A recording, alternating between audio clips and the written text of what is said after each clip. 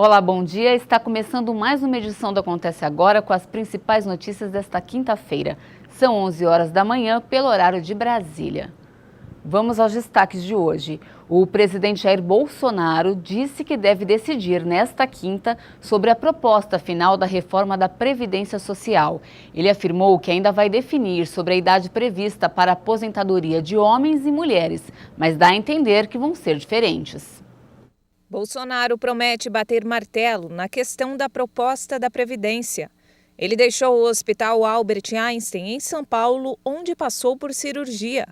Bolsonaro ainda disse que definiu a idade mínima para se aposentar, mas ele indicou que vai manter a ideia que já tinha anunciado anteriormente. Mulheres e homens devem ter tratamento diferenciado.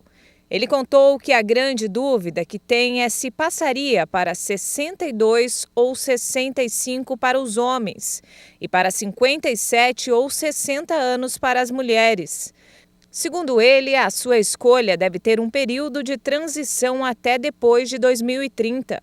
O presidente ainda lembrou que a reforma é necessária para que a economia do país não entre em colapso. A proposta que o ministro da Economia, Paulo Guedes, leva a Bolsonaro tem impacto nas aposentadorias maiores do que o texto final do ex-presidente Michel Temer de 2017. Apesar do posicionamento do presidente, Guedes tem o desejo de enviar ao Congresso uma reforma que cria idade mínima de 65 anos para trabalhadores de ambos os sexos. Mas o ministro reconheceu que, por causa da alta política, a versão final deverá prever patamar mais baixo para as trabalhadoras. Guedes quer chegar a 65 anos para trabalhadores e 60 para trabalhadoras em 10 anos, ou seja, em 2029. Com isso, o período de transição é a metade do tempo estimado por Temer de 20 anos. Com regras mais duras, a transição seria mais rápida.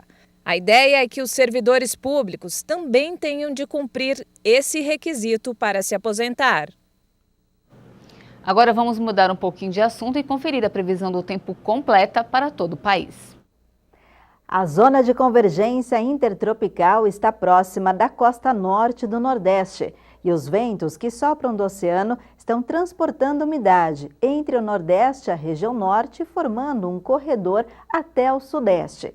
Esta situação deixa o tempo bastante instável e com boas condições de chuva sobre o Brasil.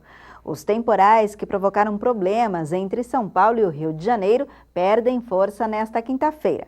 Os ventos marítimos ainda vão soprar sobre estas áreas, deixando o céu nublado e o tempo úmido entre o litoral do Rio de Janeiro, leste de São Paulo, do Paraná e de Santa Catarina. A previsão é apenas de garoa e a temperatura continua baixa.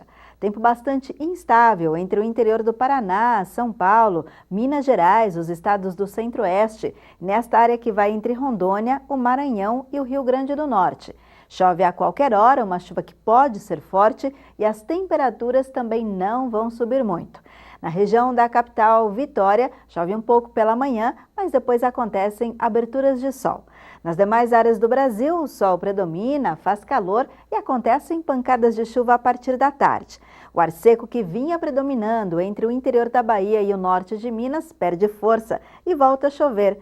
Outra área do Brasil que volta a chover nesta quinta é no Rio Grande do Sul. Serão pancadas de chuva com raios a partir da tarde. A mínima prevista é de 17 graus em São Paulo, 20 graus em Brasília.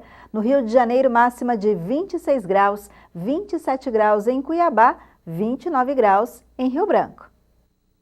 O leste do Canadá ficou paralisado pela pior tempestade de neve neste inverno. Ela levou ao fechamento de dezenas de escolas e ao cancelamento de centenas de voos na região de Montreal.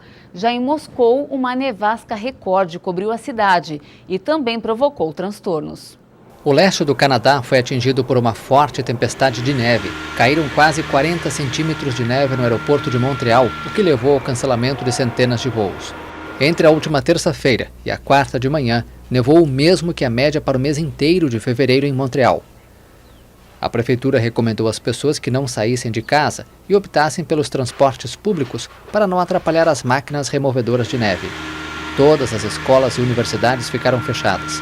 Em Ottawa, a capital do Canadá, também caíram entre 30 e 40 centímetros de neve. Longe dali, em Moscou, uma nevasca recorde cobriu a cidade. Ruas e monumentos ficaram cobertos de gelo e dezenas de voos foram cancelados no principal aeroporto da cidade. O Serviço Meteorológico de Moscou informou que a queda de neve bateu um recorde estabelecido em 1995 e chegou a quase um terço da média mensal. Para reduzir o volume de resíduos, a Prefeitura de São Paulo investe na conscientização ambiental. A meta é deixar de despejar 500 mil toneladas de lixo nos próximos 4 anos por meio de compostagem de resíduos. Vamos conferir. Tem feira todo dia em todo canto da cidade. O paulistano adora comprar frutas, legumes e verduras fresquinhas nas bancas. Mas o que acontece quando os feirantes desmontam tudo e vão embora? Já reparou? Sempre sobra uma quantidade enorme de alimentos que não foram vendidos, ou porque estavam amassados, feios, amarelados. Até um tempo atrás ia tudo para os aterros sanitários, um desperdício que agora virou adubo. Os pátios de compostagem recebem as sobras das feiras e transformam os restos de alimentos em adubos de qualidade e sem produtos químicos. O projeto ambiental da Prefeitura começou em 2015 e hoje já são 5 pátios como este. E os feirantes são a peça-chave para este processo. É ele que destina o que não serve mais, né? O que ele não vai utilizar, o que ele não vai vender. Então, o que ele descarta, ele faz aquela segregação, aquela separação. Então, ele tira as frutas, legumes e verduras, e separa dos plásticos, de todos os demais resíduos que não fazem parte da compostagem. Então, ele destina esse resíduo. Então, dependendo da feira, nós temos algumas caixas que são depositadas, nossos varredores apoiam todo esse processo, ou em sacos também, que esses sacos eles existem, então são segregados e separados e depositados apenas os frutas, legumes e verduras que serão enviados para compostagem. Então nós temos um caminhão específico que faz a coleta desse resíduo nas feiras que participam do projeto e esses resíduos são levados para o pátio. Qual é a participação do feirante, né? A importância dele? É porque esse resíduo na compostagem ele precisa chegar o mais limpo possível, isento de plástico, de papéis, de garrafas PETs, do que seja diferente das frutas, legumes e verduras. Visitamos o pátio da compostagem que fica bem no centro da capital, na região da Sé. Tem cerca de 5 mil metros quadrados e capacidade para tratar 10 mil toneladas de resíduos por dia. Os resíduos orgânicos são trazidos para leiras como estas daqui, que nada mais são do que canteiros formados por camadas de poda picada dos próprios resíduos orgânicos cobertos com esta palha, onde acontece a compostagem termofílica, porque a temperatura aqui pode atingir entre 40 e 70 graus. O processo completo da compostagem dura 120 dias. É totalmente natural, sem cheiro e não atrai insetos. Depois disso, esses resíduos viram adubo e estão prontos para serem distribuídos. Cada pátio de compostagem da cidade consegue receber até 10 toneladas por dia de resíduos orgânicos, ou seja, são 10 toneladas diárias que a gente retira dos aterros e que após o seu período a gente faz o adubo e é distribuído para os munícipes de São Paulo e é também distribuído para os feirantes, onde há conscientização de todo esse programa que nós temos, feiras e jardins sustentáveis, e também é distribuído para a fertilização e adubamento dos jardins e hortas comunitárias de São Paulo. A intenção com este projeto é reduzir em 500 mil toneladas o total de resíduos enviados aos aterros sanitários municipais nos próximos 4 anos. Nós damos a correta destinação das frutas, legumes e verduras. Ao invés deles irem para os aterros sanitários, eles estão recebendo um tratamento de reciclagem e nos provendo um adubo orgânico que pode voltar para a terra naturalmente. Eu acho importante porque não está poluindo mais o meio ambiente, né? Isso dá um direcionamento legal para aquilo que pode ser usado, né? Ele pode ser usado